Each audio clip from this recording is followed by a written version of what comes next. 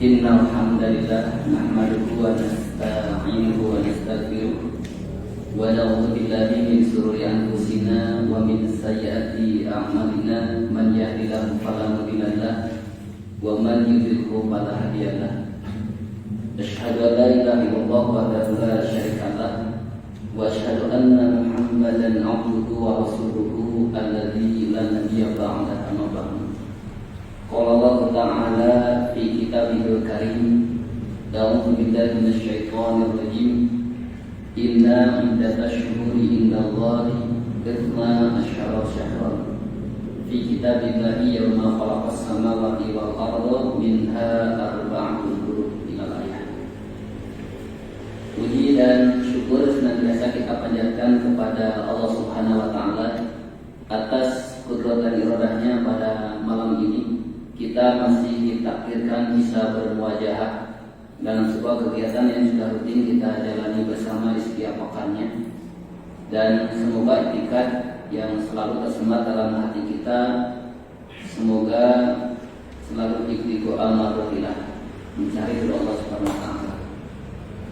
Insyaallah beberapa menit ke depan kita akan bersama-sama mengkaji beberapa keterangan baik yang termaktub di dalam Al-Quran maupun dalam hadis terkait dengan tema bahasan sebagaimana yang tertuang di dalam makalah, yaitu sejarah dan syariah Shaum Muharram.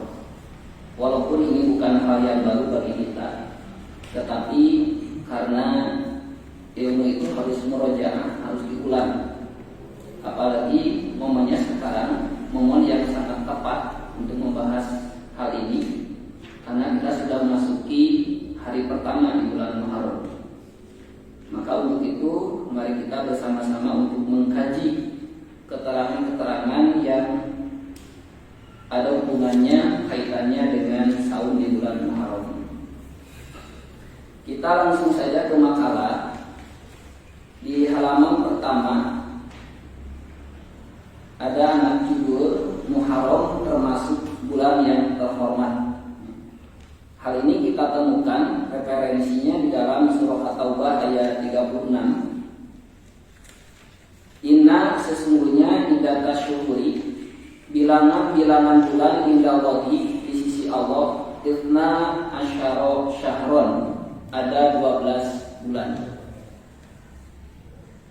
Fi kitabillahi, dalam kitab Allah. Yang dimaksud di kitabillahi dalam ayat ini adalah dalam ketentuan Allah atau ketetapan Allah. Jadi 1 tahun terdiri atas 12 bulan. Itu bukan kreativitas manusia, tetapi ini merupakan ketetapan Allah. Sejak kapan Allah menetapkan 1 tahun ada 12 bulan? Maka jawabannya tertuang di kalimat berikutnya, yaitu dalam kalimat yauma, pada hari khalaqas samawati. Khalaqa, dia Allah menciptakan as-samawati, langit, wal ardo, dan bumi. Kapan Allah menetapkan 1 tahun ada 12 bulan? Yaitu semenjak hari Allah menciptakan langit dan bumi. Jadi ketika disebutkan kata as-samawat, maka bukan berarti hanya berbicara langit yang nampak membiru, tapi termasuk benda-benda langit yang ada di dalamnya, ya, termasuk planet dan bintang-bintang. Nah, semenjak Allah menciptakan bumi salah satunya, yang merupakan salah satu benda langit, maka semenjak itu pula tentunya yang namanya bumi itu berputar pada porosnya.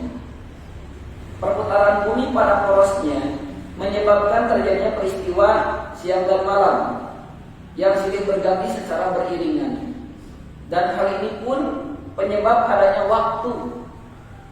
Siang dan malam silih berganti, maka hal itu pun yang menyebabkan adanya waktu. Juga ketika disebutkan tata langit dalam ayat ini, tadi sudah disampaikan, juga termasuk berbicara tentang benda-benda langit yang ada di dalamnya, termasuk bulan. Karena kalau kita berbicara waktu, itu tidak akan terlepas dari bulan. Dengan tegas, salah satunya dalam Quran surah Yunus, surah ke-10 ayat ke-5, ya. Walladzi khalaqas syamsa diya'an wal qamara nuran. Wa dialah Allah alladzi yang khalaqas syamsa, telah menciptakan matahari diya'an, bersinar terang, wal qamara, dan bulan nuran, bercahaya. Wa qaddarahu, dan dia menetapkannya. Domiru di sana hitopnya kepada al-qamaru, karena al-qamaru itu disifati muzakkar, sementara asyamsu, matahari, itu disifati muannas. Jadi otomatis karena domirnya kata gantinya hu, berarti hitopnya tidak mungkin kepada matahari, tapi hitopnya kepada bulan, karena al-qamaru disifati muzakkar. Wa qaddarahu, dan dia Allah menetapkan dia bulan manazilnya. Manazila itu bentuk jamak dari manzilatun, gitu. Manzilatun itu titik-titik, ya, titik-titik yang dilewati oleh bulan selama peredarannya mengelilingi bumi. Itu manzilah. Karena titik-titiknya banyak, maka disebut manazil. Jadi titik-titik posisi bulan terhadap bumi dilihat dari matahari, posisi bulan terhadap matahari dilihat dari bumi. Itu manazil. Lita'lamu, supaya kalian mengetahui, adadas sinina, bilangan-bilangan tahun. Jelas kan? Wal hisaba, dan perhitungan waktu. Jadi perhitungan waktu itu, ya, yang tertuang dalam almanak, itu sebetulnya hasil pengamatan para ahli terhadap objek langit yang Allah ciptakan, yaitu bulan. Pergerakan bulan tatkala mengelilingi bumi dari satu titik asal berputar kembali ke titik asal lagi, maka perputaran bulan itu memerlukan waktu 29,5 hari. Karena tidak mungkin dihitung 29,5 hari dan saya hitung setengah bulan, maka yang setengah hari dimasukkan ke bulan berikutnya, sehingga bulan yang sekarang 29, maka bulan besok 30 hari. Jadi yang setengah harinya digenapkan ke bulan berikutnya, maka lusanya kembali 29. Ya. Ini, ya. Jadi dengan tegas, jelas dalam Al-Quran bahwa perjalanan bulan inilah yang dijadikan objek petunjuk oleh Allah bagi kita, ya, manusia yang ada di muka bumi ini. Untuk apa? Lita'lamu adadas sinin wal hisaba, ya. Jadi untuk mengetahui bilangan-bilangan tahun dan al-hisab, perhitungan waktu. Jadi semenjak kapan Allah menetapkan 1 tahun ada 12 bulan? Semenjak Allah menciptakan langit dan bumi. Dalam konsep pemahaman, ketika disebutkan langit, kan bukan hanya berbicara langit yang membiru, gitu, tapi termasuk benda-benda langit yang ada di dalamnya. Nah, salah satunya bulan. Gitu. Nah, dalam Quran surah Yunus, salah satu ayat yang menerangkan tentang hal itu, ayat kelima. Ya. Bahkan dimuat di ayat itu informasi yang amat penting, sesuatu yang mencengangkan, ya, para saintis atau para ilmuwan, bahwa Al-Quran ini adalah mukjizat luar biasa. Ketika Allah menyebutkan ja'ala syamsa diiringi dengan kalimat diya'an, bersinar tajam, sementara ketika Allah menyebutkan wal qamara, bulan, diiringi dengan kalimat nuron. Kalau diya'an itu bersinar tajam, artinya sinarnya membuat silau mata. Tapi bulan menggunakan nuron, artinya cahayanya tidak menyilaukan mata. Namun Allah menggunakan dua kalimat yang berbeda. Dia akan untuk matahari yang artinya bersinar tajam, yang cahaya menyilaukan mata. Sementara untuk bulan Allah menggunakan nuron yang cahaya tidak menyilaukan mata. Ternyata hal itu baru terungkap di abad ke-20, bahwa matahari mempunyai cahaya sendiri, makanya menyilaukan mata. Sehingga matahari digolongkan ke dalam kelompok bintang. Sementara bulan tidak mempunyai cahaya sendiri, makanya cahayanya tidak menyilaukan mata. Jadi hanya sebatas memantulkan kembali cahaya. Nah, ini luar biasa kalau dikaji seperti itu. Baik, kita lanjut. Nah, jadi 1 tahun ada 12 bulan. Ini ketetapan Allah Subhanahu wa taala semenjak Allah menciptakan langit dan bumi beserta benda-benda lain yang ada di dalamnya, salah satunya bulan, gitu. Ya, pergerakan bulan mengelilingi bumi, hal itulah yang menyebabkan adanya perhitungan tahun dan perhitungan waktu. Minha, di antaranya, maksudnya di antara yang 12 bulan dalam 1 tahun ini, arba'atun hurumun, ada 4 bulan haram. 4 bulan haram yang dimaksud adalah 4 bulan yang terhormat, 4 bulan yang dimuliakan. 4 bulan yang dimuliakan ini 4 bulan yang mana? Kalau kita membaca Al-Quran tidak akan pernah kita temukan rinciannya 4 bulan yang dimaksud tersebut. Maka perlunya di sini kita membaca hadis. Nah, di baris kedua dalam makalah ini saya cantumkan riwayat Bukhari, Muslim dan Ahmad.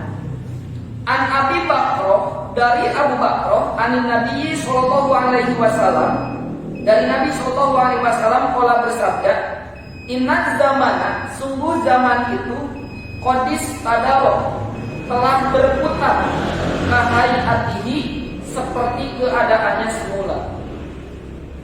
Yauma, yaitu pada hari khalaqallahu, Allah menciptakan as-samawati, langit, wal ardo, dan bumi. As-sanatu, yang mana 1 tahun itu, isna asyara syahron, ada 12 bulan. Kalimatnya mirip dengan ayat Al-Quran di atas. Minha, di antaranya arba'atun hurumun, ada 4 bulan haram.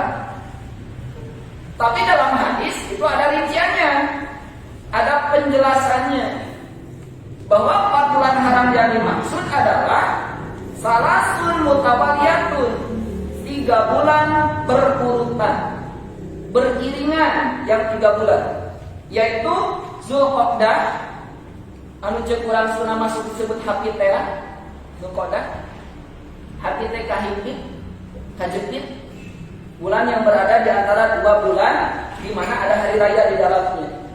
Zulqa'dah itu berada di antara Syawal dan Zulhijjah.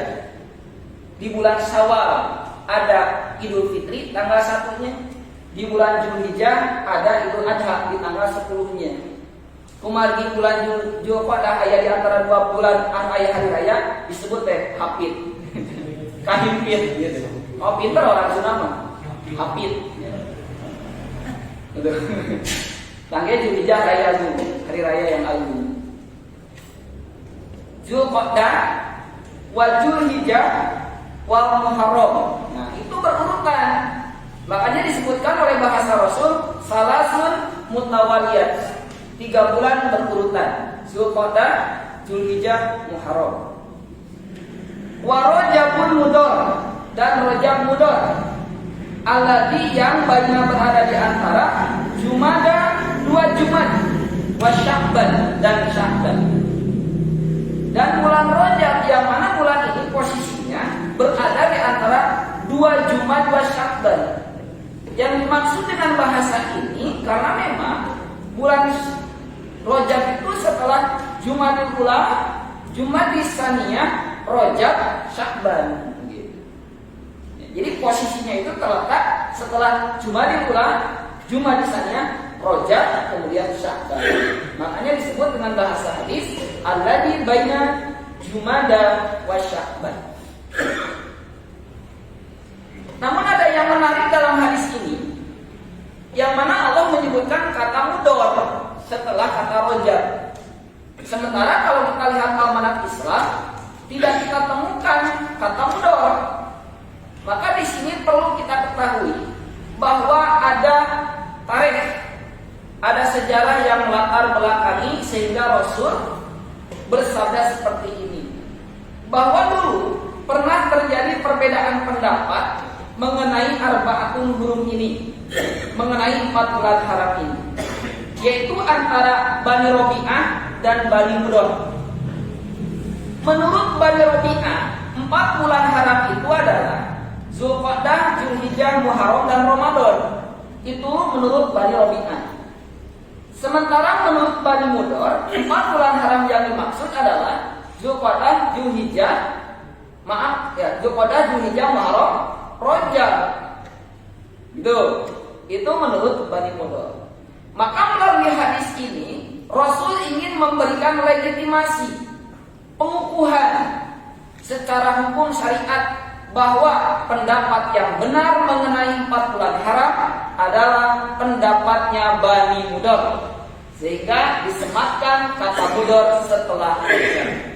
Jadi 4 bulan haram yang dimaksud adalah Zulqa'dah, Zulhijjah, Muharram, dan Rajab.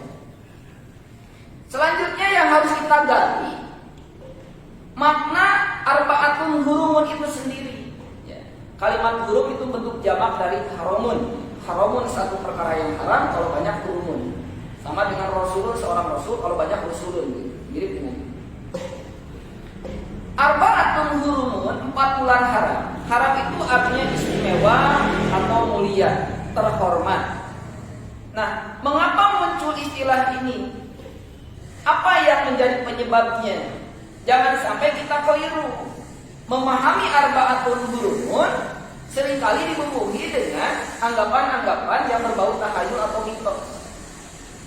Padahal dalam Islam tidak pernah diajarkan ada bulan yang mulia dan ada bulan yang hina.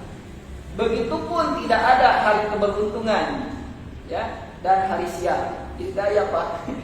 Hari sial itu tidak ada. Ya, yang namanya waktu, apakah itu hari atau bulan, itu netral. Waktu itu netral. Bagaikan air putih dalam gelas. Ya, kayak contohnya. Bagaikan air putih dalam gelas, tidak berwarna dan tidak berasa. Nah, air putih itu akan berwarna dan berasa tergantung sirup yang dimasukkan ke dalamnya. Mau dibuat warna oranye dengan rasa jeruk, tinggal masukkan sirup rasa jeruk. Atau warna ungu dengan rasa anggurnya. Nah, jadi waktu itu bagaikan air putih dalam gelas, artinya netral. Waktu itu netral. Jadi yang membuat untung atau rugi bukan karena faktor waktu, tapi karena faktor aktivitas manusia yang mengisi waktu itu sendiri. Jadi tidak ada istilah hari keberuntungan, hari siaga, ya. Itu ayat larangan bulan dina Islam. Ntar kalau Bapak gaduh almanak Islam, sok pilarian ayat larangan bulan mual. Larangan bulan mah biasana aya dina kalender anu dilebet nanti aya pahing, wegi, kliwon, wage, pon gitu. Aya di zaman biasa larangan bulan. Nah, jadi tidak ada bagi kita waktu itu netral. Bapak bari niatkeun bari nyepita mah enggak iraha bae ge. Ngitung kedah gitu. Bulan mana? Poe mana? Pokona ulah bulan mora geus gajihan gitu. Amin di onangna datang hari libur mah jeung gaduh geus amplopna. Nah, eta itu mah kadinya kengeng tuh. Hitungan yang logis. Dan itu dibolehkan. Karena urusan dunia. Alasan di dunia al-baha. Asalnya di dunia mah al-baha boleh. Nah, kembali. Jadi waktu itu netral. Ya, makanya di surah Al-Asr, Bismillahirrahmanirrahim, wal 'asr, demi waktu, innal insana, sesungguhnya manusia itu lafi khusrin, benar-benar berada dalam kerugian. Illa, kecuali alladzina amanu, orang-orang yang beriman, wa 'amilus sholihat, dan orang-orang yang gemar melakukan kebajikan, wa tawassaw bil haq, dan saling berwasiat dalam kebenaran, wa tawassaw bis sabr, dan saling berwasiat untuk kesabaran. Nah, kecuali 4 golongan ini tidak termasuk ke dalam golongan yang rugi. Berarti jelas ketika Allah menyebutkan wal 'asr innal insana lafi khusr, itu jelas bukan karena faktor waktu, tapi karena faktor aktivitas yang mengisi waktu. Karena ketika Allah membuat pengecualian al-innas ilah, itu disebutkan aktivitasnya. Alladzina amanu, beriman, aktivitasnya. Wa amilus sholihat, saling berwasiat, aktivitasnya. Wa tawassaw sob, wa tawassaw bil haq, wa tawassaw bil aktivitasnya.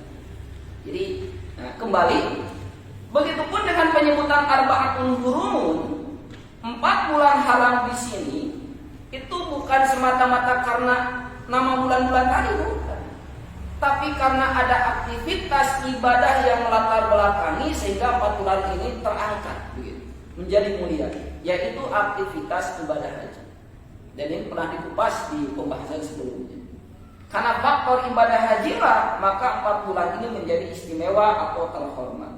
Walaupun ibadah haji dilaksanakannya di bulan Zulhijjah, dan itu pun tidak menghabiskan semua hari di dalamnya, hanya 5 hari atau 6 hari. 8 talbiyah, 9 wukuf di Arafah, malam 10-nya mabit di Muzdalifah, tanggal 10, 11, 12 melempar jumroh. 5 hari boleh pulang nafar awal atau menggenapkan sampai tanggal 13 Zulhijjah, nafar sani 6 hari. Nah saat itu lilah nama jalan-jalan sareng monok di hotel gitu. Nanti kau 40 dinten deh. Itu apa Pak? Jadi kenapa Dzulqa'dah ikut menjadi bulan haram terhormat? Mengapa pula Muharram menjadi terangkat? Bahkan yang mencengangkan itu Rajab, karena jarak Rajab ke bulan Zulhijjah itu 6 bulan. Rajab, Sya'ban, Ramadan, Syawal, Dzulqa'dah, Zulhijjah 6 bulan. Mengapa Rajab ikut menjadi bulan yang terhormat? Hanya karena ada ibadah haji di bulan Zulhijjah. Nah, di sini penting untuk kita pahami bahwa pelaksanaan ibadah haji tidak seperti pelaksanaan sholat. Kalau sholat itu dilaksanakan oleh umat Islam dimanapun berada. Untuk orang Amerika, laksanakanlah sholat di Amerika. Orang Eropa, laksanakanlah sholat di Eropa. Kurang rancake, dirancake, itu perlu jauh-jauh ke Mekah pada sholatnya. Tapi untuk praktek ibadah haji tidak bisa. Dimanapun umat Islam berada, di belahan bumi ini, sok sanajan kudu jauh, Pak, wayahnya jauh-jauh. Sok sanajan kudu mentas lautan, ketiasa. Tapi mah segala di Bandung, di Pondok, di Jakarta, Pondok Gede, ayah kapal, biasa, tetap berarti. Walaupun di Almasum ada, Pak, kakabahan, anu bongkar pasang dia, apalagi anak TK mana sih? Nah itu tidak bisa. Loh, harus ke Mekah Al-Mukarramah. Nah, apalagi berbicara dulu, ketika belum ada pesawat terbang. Menurut cerita bahwa ini fakta ya, yang disampaikan secara generasi ke generasi, bahwa orang tua kita dulu melaksanakan ibadah haji itu perlu waktu 6 bulan, Pak. Jadi menggunakan kapal laut itu perlu waktu 6 bulan. Angklung-angklungan di kapal laut genep sasi, Pak. Jantan di sasi Rajab teh terus angkat gitu. Ngahajikeun sasi Dzulhijjah, Rajab teh terus angkat itu kabur. Karena memang pelaksanaan ibadah haji harus dalam kondisi aman, sehingga ada penegasan. Fala yazlimu bihinna anfusakum, maka janganlah kalian menzalimi diri kalian sendiri di bulan tersebut. Maksudnya tidak boleh melakukan peperangan, karena kalau melakukan peperangan dosanya 2 kali lipat. Ibadah haji perlu dilaksanakan secara aman. Nah, jadi intinya 4 bulan haram tadi terangkat namanya, disebutkan secara khusus oleh Allah dalam Al-Quran dengan penyebutan arba'atun hurumun. Secara prinsip karena ada prosesi ibadah haji sehingga menjadi terangkat, terhormat. Itu salah satu faktor termasuk bulan Muharram, karena kita bahasanya bulan Muharram. Apakah ada hal lain yang menyebabkan bulan Muharram menjadi bulan terhormat selain praktek ibadah haji? Ada yang jelas-jelas berkaitan erat dengan bulan Muharramnya itu sendiri. Nah, di sini kita baca di anak judul kedua, hal lain yang membuat Muharram menjadi terhormat. Riwayat Bukhari dan Muslim, An Ibnu Abbasin, dari Ibnu Abbas, qala berkata, qadima telah tiba sampai An-Nabi sallallahu alaihi wasallam al-Madinah, ke Madinah. Paro'a, lalu beliau melihat al-Yahuda, orang Yahudi, tasumu saum yauma Asyura, pada hari Asyura tanggal 10 Muharram. Faqala, maka Rasul bersabda, bertanya, ma hada, apa ini? Rasul heran. Saum tanggal 10 Muharram itu biasa dilaksanakan oleh Rasulullah bahkan dari dulu ketika Rasul berada di Mekah. Jauh sebelum diwajibkan saum Ramadan. Karena saum Ramadan baru diperintahkan di tahun kedua Hijriah. Nah, ketika Rasul hijrah ke Madinah, Maka Rasul menyaksikan ternyata tanggal 10 Muharram juga itu dijadikan hari di mana orang Yahudi sahur di hari itu. Rasul heran. Banyak teh anjeunna bungkul. Geningan ahlul kitab ge sahur kan dina poe eta. Maka Rasul ditaroskeun mahada apa ini? Kalau mereka orang Yahudi menjawab, hada ini adalah yaumun solihun, hari yang baik. Solehnya baik. Yaumun hari najallahu, Allah menyelamatkan Bani Israel, termasuk Nabi Musa di dalamnya. Min aduwihim, dari musuh mereka, yaitu dari Fir'aun dan bala tentaranya. Fasomahu Musa, maka Musa sahur di hari itu. Ini adalah jawaban orang Yahudi ketika Rasul bertanya tentang perilaku mereka, yaitu sahur di tanggal 10 Muharram, sementara Rasul pun melakukan. Maka ternyata itulah jawaban orang Yahudi. Kata mereka, ini adalah hari yang baik, hari di mana Allah telah menyelamatkan Bani Israel dari kejaran Fir'aun ketika melewati Laut Merah. Maka Nabi Musa, kata mereka orang Yahudi, sahur pada hari itu.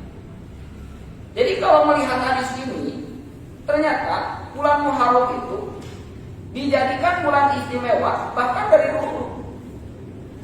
Cuma orang ini jangan dijadikan legitimasi hukum pengamalan ibadah, jangan. Karena ini datang dari mereka, dari mulut orang Yahudi. Kan ini pengakuan orang Yahudi. Ketika Rasul bertanya kepada mereka, mereka menjawab seperti itu. Ya. Kita jangan terpengaruh dan jangan salah menyimpulkan dengan hadis ini. Ya. Jangan salah menyimpulkan dengan hadis ini bahwa kita sahur di tanggal 10 dan orang Yahudi sahur, bukan gitu, Pak. Ya, bukan begitu kesimpulannya. Cuma kita melihat dari sisi sejarah, ternyata mereka ahlul kitab pun melaksanakan sebuah praktek ibadah yang namanya sahur. Adapun yang melatar belakangi mereka melakukan hal itu karena mereka melihat dari sisi sejarah bahwa dulu Allah menyelamatkan Bani Israel mereka di hari itu. Itu.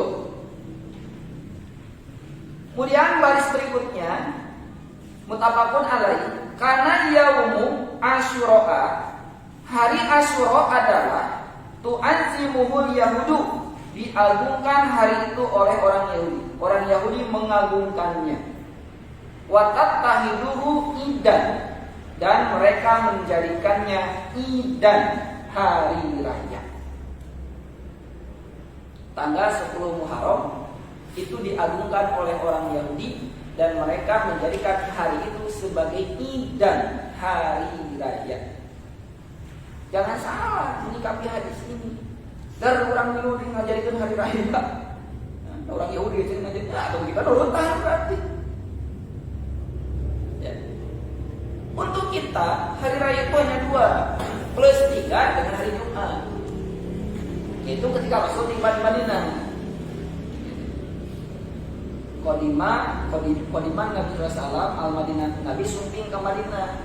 Walau yaumani, mereka orang Madinah mungkin 2 hari.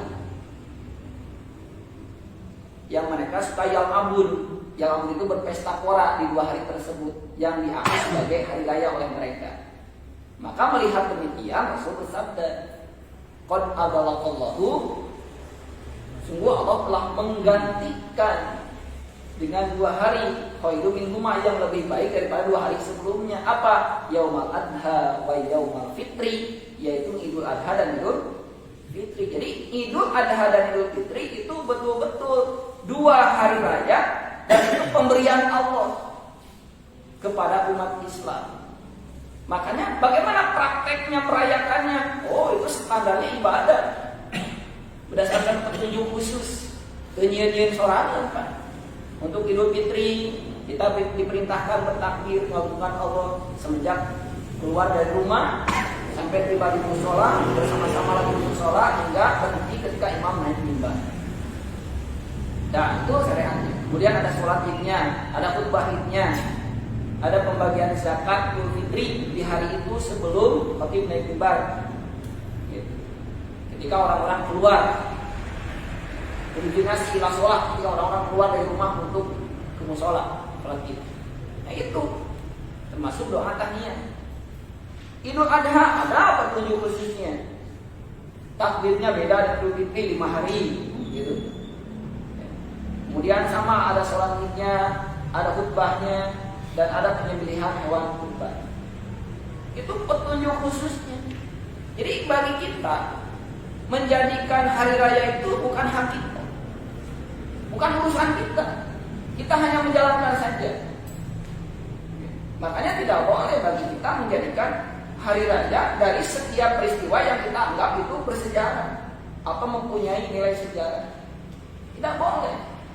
Sejarah tidak boleh dilupakan, tapi bukan berarti pula setiap sejarah atau peristiwa dijadikan hari raya.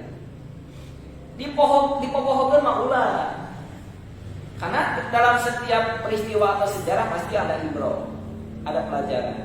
Tapi menjadikan setiap hari bersejarah sebagai hari raya itu bukan hak kita.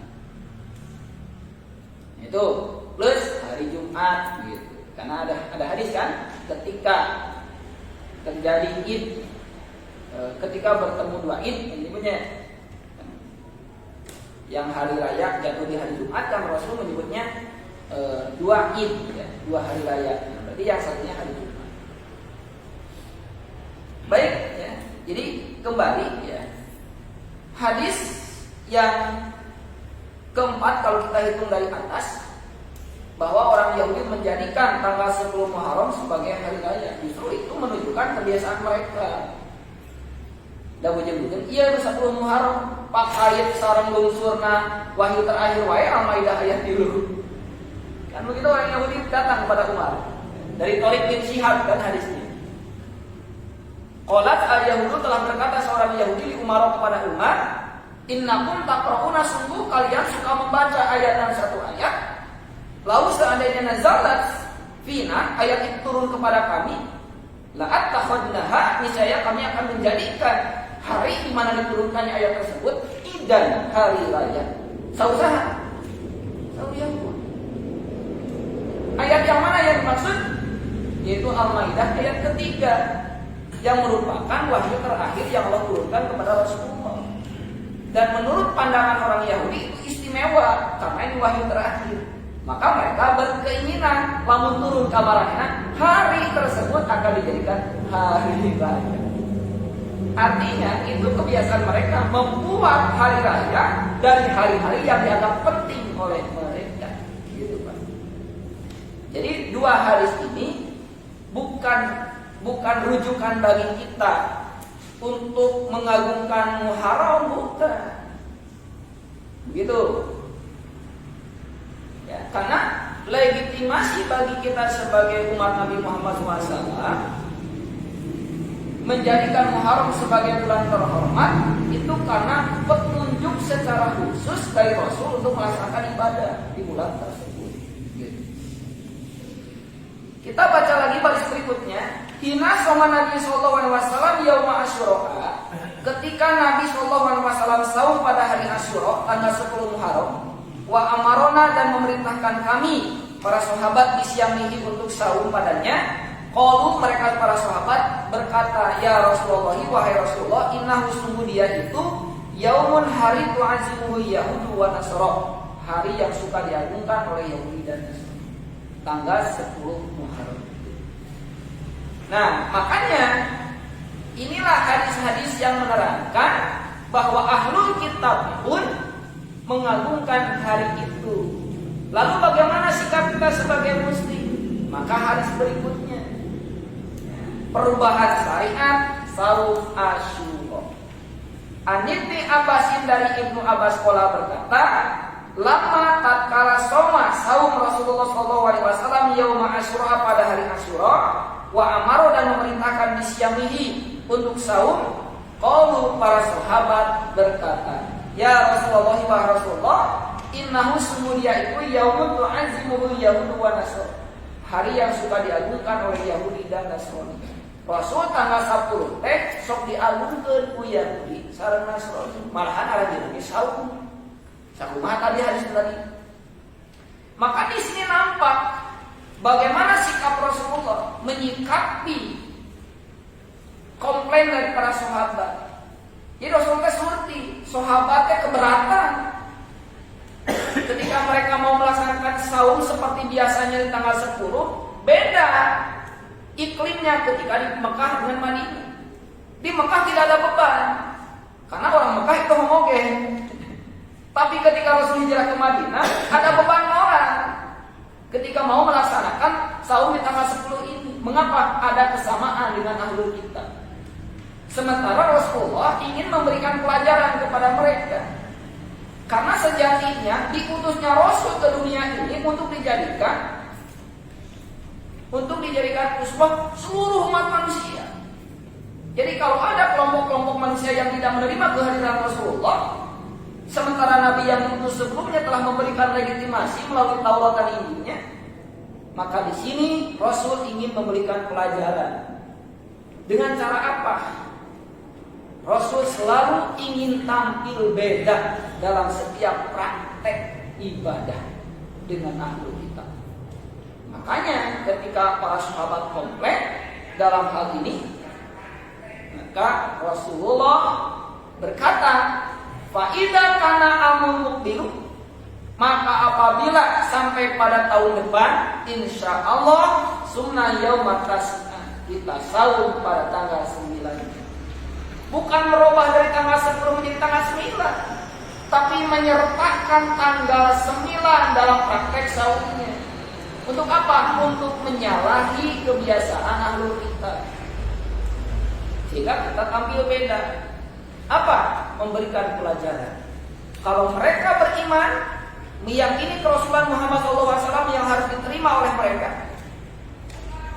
Ya, karena Rasul kan dalam sabdanya, "Walladzi nafsu Muhammadin biyadihi," demi zat yang dari Muhammad berada dalam kekuasaannya, "la yasma'u bi ahadun," tidak ada seorang pun yang mendengarkan tentang kerasulanku, "min hadhil ummah," dari umat ini, "Yahudiun wala Nasraniun," tidak pula Yahudi maupun Nasrani, "summa yamutu," kemudian dia mati, "walam yu'min billadzi ursiltu bihi," dalam keadaan tidak beriman terhadap ursiltu diutusnya aku bihi dengannya, dengan risalah yang kubawa, "illa kana min ashabin nar," kecuali dia akan menjadi penghuni neraka. Nah, hadis itu kan sebuah penegasan bahwa siapapun orangnya yang hidup ketika Rasulullah diutus sampai datangnya hari kiamat tidak boleh memilih yang lain kecuali dijadikan risalah yang Rasul bawa sebagai pilihan. Tidak ada pilihan yang lain. Gitu. Makanya Rasul ingin tampil beda. Dituturkan ke Rasulullah. Sama dengan perubahan arah kiblat. Kan itu untuk menentukan sejauh mana keimanan kepada Rasulullah. Salah satunya juga perubahan arah kiblat. Ketika menghadap Masjidil Aqsa, tiba-tiba di waktu sholat subuh turun ayat supaya Rasul menghadapkan ke arah Masjidil Haram. Menuju sholat ya, kamu mutar aja. Dikawain mana mutar? Menuju sholat ya, kita sholat subuh belum sunat aja. Nah, terkadang bingung-bingung praktek kurang ada mal praktek kurang mah. Mal praktek kurang mah. Terkadang bingung praktek kurang ada gitu mah disebutkan kan. Yang penting mah meyakini. Nah, intinya itu ujian sejauh mana kemampuan kita untuk menerima kerasulan Muhammad SAW dengan ajarannya tersebut. Nah, makanya di sini seandainya kita sampai tahun depan kita saum dari tanggal 9. Bukan mengganti tanggal 10 dengan tanggal 9, tapi menyertakan tanggal 9 dalam saumnya. Untuk apa? Tampil beda dengan ahli kita. Qala Ibnu Abbas berkata, "Falam yatil amul mukbilu," belum sempat sampai pada tahun berikutnya, hatta sehingga tuwfiya diwafatkan Rasulullah SAW.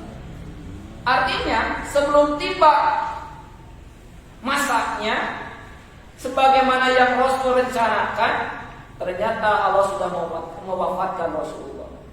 Secara praktek Rasulullah belum pernah melaksanakan saum tanggal 9 dan 10 di bulan Muharram secara praktek. Tapi secara lisan sudah ada legalitas formalnya. Bahkan kalau kita mempelajari ilmu hadis, qauliyah itu lebih kuat. kekuatan hukumnya dibanding fi'liyah. Karena qauliyah itu jelas-jelas menunjukkan perintahnya.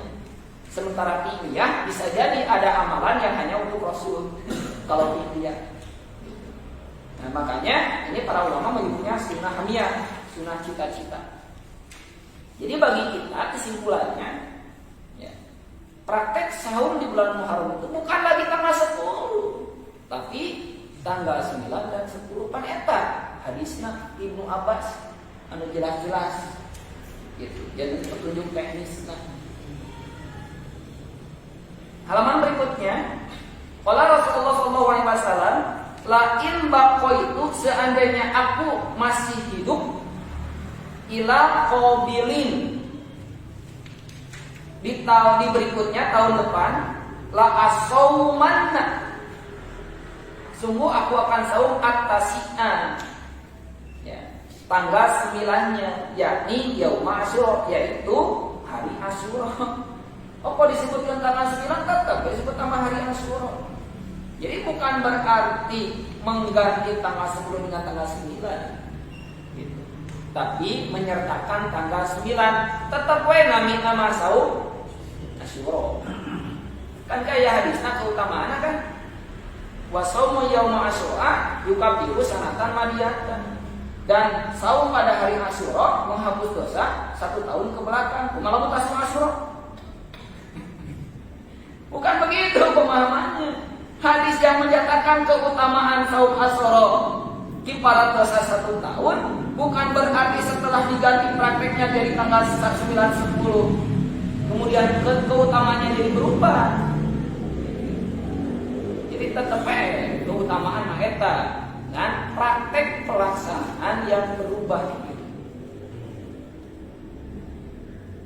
Keutamaan saum Asyura, an Abi Hurairah an Nabi sallallahu alaihi wasallam qala bersabda, afdhalus siyamu, saum yang paling utama ba'da Ramadan, setelah saum Ramadan, syahrullahi adalah bulan Allah al-Muharram, yaitu saum di bulan Muharram. Disebut syahrullah bulan Allah tadi, ya, Muharram termasuk bulan yang terhormat di antara 4 bulan yang Allah haramkan. Wa saumu Asyura, saum Asyura itu yukafiru sanatan madiyatan, menghapus dosa 1 tahun ke belakang. Selain hadis-hadis yang menuntun kita untuk melaksanakan praktik ibadah di bulan Muharram, ada beberapa hadis yang mengetengahkan perihal saum yang lain, tetapi derajat hadisnya dhaif bahkan maudhu. Hal ini pun penting untuk kita ketahui. Jadi ulah apa duit asli unggul, duit palsunya itu apa? Makanya harus diterawang, di raba, Pak. Ya jaga. Ya, harus Pak ikut terang gitu. An Abi Hurairah, dari Abu Hurairah Nabi sallallahu alaihi wasallam, man soma akhira yaumin min Dzulhijjah.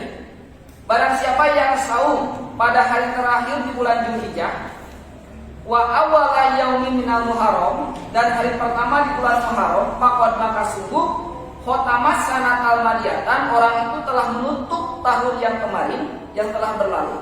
Bisaumin dengan saum, waqtatahas sanatal mustaqbilah, dan membukakan tahun yang berikutnya bisaum dengan saum. Faqad maka sungguh ja'alallahu lahu, Allah menjadikan baginya kafarata penghapus dosa khamsina sanatan 50 tahun.